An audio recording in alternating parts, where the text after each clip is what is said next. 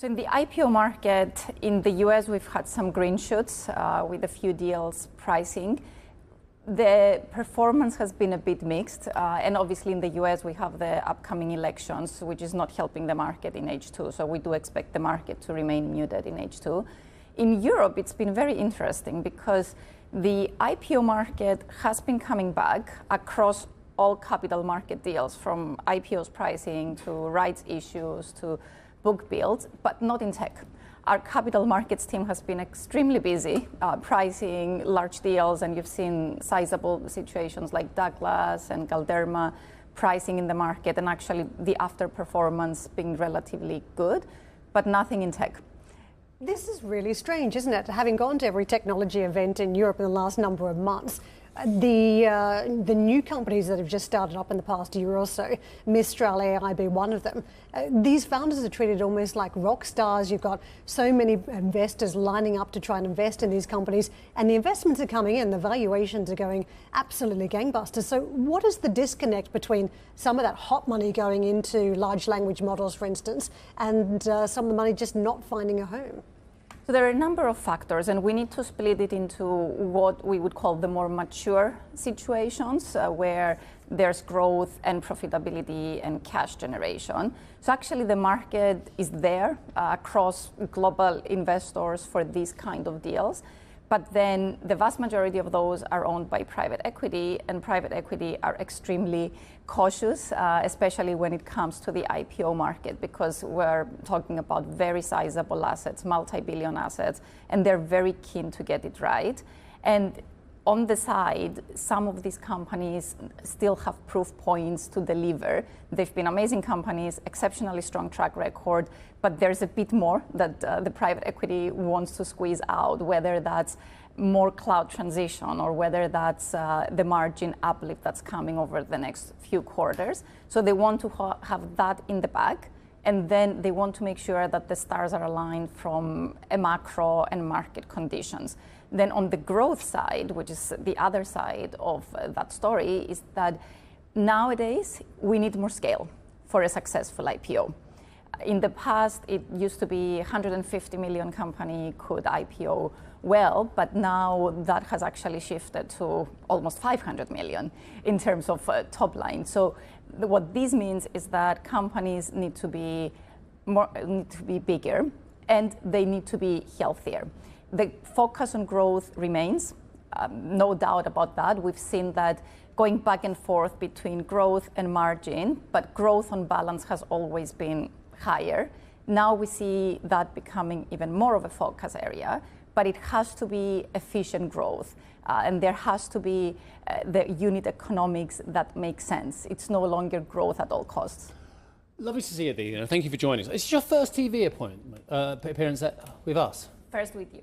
Well, thank you for joining us. Look, thank you for having me. I was reading research from another house. I hold my hands up. And that house said, top of their mind, they're having a great debate, a couple of their analysts, Gen AI, too much spend, too little benefit as well. And just working out whether all this money that is going into all these IPOs, these unicorns, private markets, public markets, whether it's actually going to generate the profits.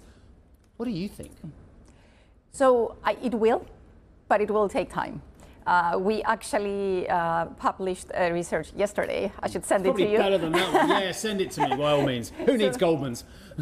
we have an amazing data team. We call them the Evidence Lab. So they collaborated with our research team, and they published a really cool report yesterday where, in addition to their research, they surveyed hundreds of executives. And the results are actually quite startling, because 100%, no exceptions, are investigating AI. Yes. 52%. That's FOMO, fear of missing out. Exactly.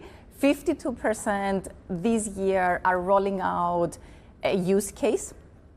But actually, to your point, it's only 10% that have rolled out a use case at scale, which means that adoption will take time.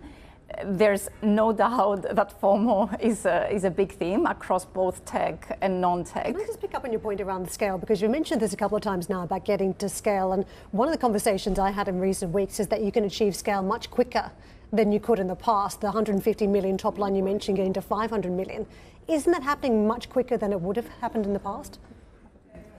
With AI? Yes.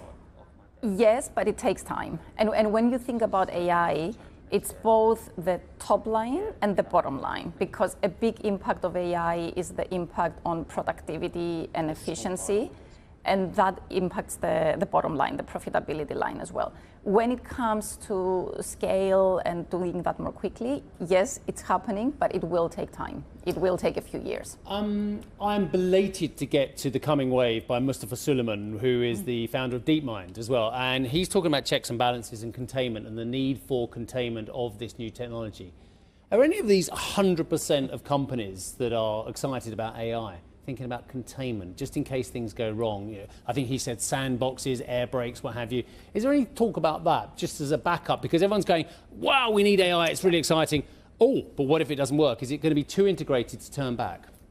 It's a big theme. And actually, that's what we see in software spend as well, as a reflection. So what we see in software spend, which is exactly that, is that spend is reallocated from applications into AI because of FOMO, but then also it's reallocated to the cloud infrastructure, to cybersecurity, and to the open source systems, because companies obviously want to be very cautious in the approach. Regulation has been trying to catch up, but I don't think it's there yet.